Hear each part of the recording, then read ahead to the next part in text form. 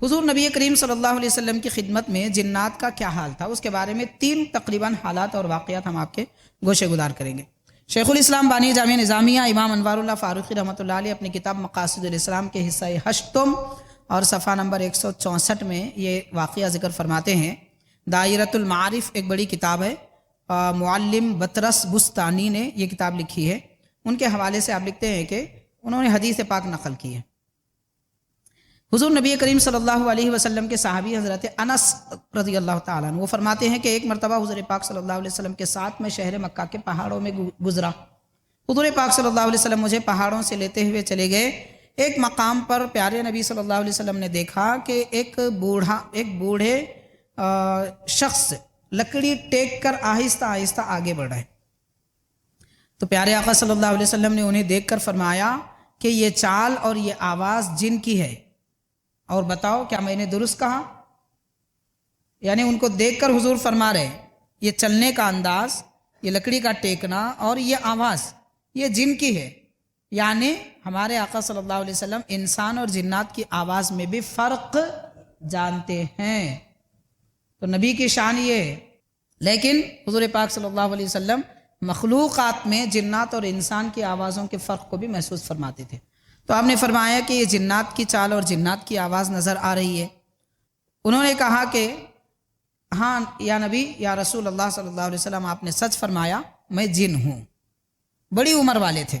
سرکار نے فرمایا کہ تمہارا کس قبیلے سے تعلق ہے؟ تو انہوں نے کہا کہ اپنا شجرہ پڑھا، اپنا نام، باپ کا نام، دادا کا نام، پردادا کا نام، 4 نام بتائے۔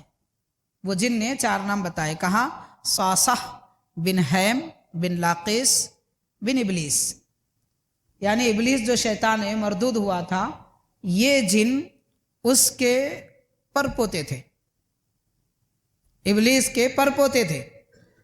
تو حاضرین کرام، حضور نبی کریم صلی اللہ علیہ وسلم نے ناراضی کا اظہار کیا اور فرمایا تمہارے اور ابلیس کے درمیان میں 2 واسطے ہیں۔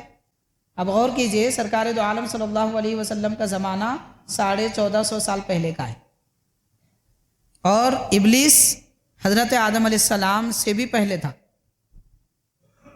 تو اب کتنا عرصہ گزرا ہوگا، آپ اس کا اندازہ کیجئے۔ اتنا طویل زمانہ گزرنے کے بعد بھی جنات کی عمریں باقی رہتی ہیں، ان کی زندگی باقی رہتی ہے۔ جنات کی عمر کم نہیں ہوتی، بہت زیادہ بڑی ہوتی ہے۔ ابھی کتنا بڑا ہے، اس سے ہم اندازہ کریں۔ تو پیارے آقا نے فرمایا، ناراضی کا اظہار فرمایا کہ تم ابلیس کے پوترے ہو۔ تو انہوں نے عرض کیا کہ حضور آپ ناراض نہ ہو جائیے، آپ کی ناراضی سے میرا نقصان ہوگا، آپ ناراض مت ہو جائیے، آپ کی ناراضی سے میرا نقصان ہوگا۔ پھر سرکار نے فرمایا کہ حضرت آدم علیہ السلام کے زمانے میں تھے؟ تو اس جن نے کہا کہ ہاں، حضرت آدم علیہ السلام کے ایک بیٹے حابیل تھے اور دوسرا بیٹا قابیل تھا۔ تو قابیل نے حابیل کو جو قتل کیا تھا اور وہ مار رہا تھا، اس وقت میں پہاڑیوں کے پیچھے اس کے مارنے کی وجہ سے خوش ہو کے اچھل رہا تھا۔ اس وقت کم عمر تھا، خوشی کا اظہار کر رہا تھا۔ تو پیارے آقا صلی اللہ علیہ وسلم نے یہ سن کر فرمایا یہ بہت بری بات ہے۔ تو پھر وہ عرض کرتے ہیں کہ حضور آپ مجھ سے ناراض نہ ہو جائیے، دراصل میں حضرت آدم علیہ السلام پر ایمان لایا ہوں، نوح علیہ السلام پر ایمان لایا، ان کی کشتی میں سوار تھا، حضرت ابراہیم علیہ السلام کے ساتھ آگ میں موجود تھا، ان پر ایمان لایا، حضرت یوسف علیہ السلام کو جب کنویں میں ڈالا گیا تو میں ان کے ساتھ تھا اور ان پر بھی ایمان لایا، حضرت موسیٰ علیہ السلام سے میں نے ان پر نازل کی گئی کتاب پڑھی، عیسیٰ علیہ السلام سے میں نے انجیل پڑھی۔ اب سرکار میری گزارش ہے کہ آپ مجھے قرآن کی تعلیم دیجئے، میں آپ پہ ایمان لاتا ہوں۔ نبی پاک صلی اللہ علیہ وسلم کی خدمت میں حاضر ہو کر وہ جن کا نام صاصح تھا، صاد الف صاد ہا، جن کا نام تھا، وہ ایمان لائے اور سرکار نے ان کو قرآن مجید کی تعلیم دی۔ تو حضرت آدم علیہ السلام کے زمانے میں رہنے والے جن حضور پاک صلی اللہ علیہ وسلم کی خدمت میں حاضر ہو کر صحابی بن گئے۔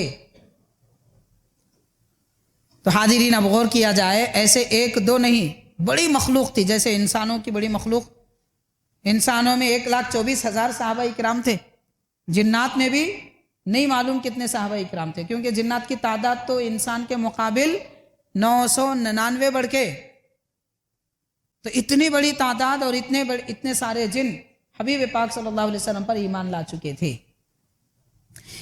حاضرین کرام، سرکار دو عالم علیہ الصلوۃ والسلام کی خدمت میں حاضر ہو کر یہ جن نے قرآن کی تعلیم حاصل کی اور یہ بھی عرض کیا کہ جتنے نبیوں سے میں نے ملاقات کی سب نے کہا اگر تمہاری عمر دراز ہو جائے اور خاتم النبیین رحمۃ للعالمین صلی اللہ علیہ وسلم سے تمہاری ملاقات ہو ہمارا سلام پیش کر دینا۔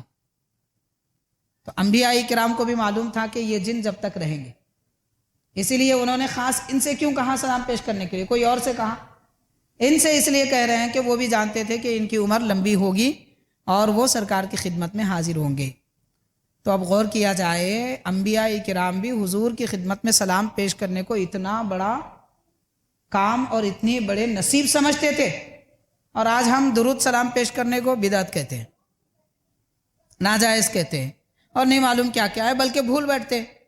راتیں گزر جاتے ہیں، دن گزر جاتے ہیں، مگر حضور کی خدمت میں کوئی سلام نہ کوئی درود۔ افسوس کی بات۔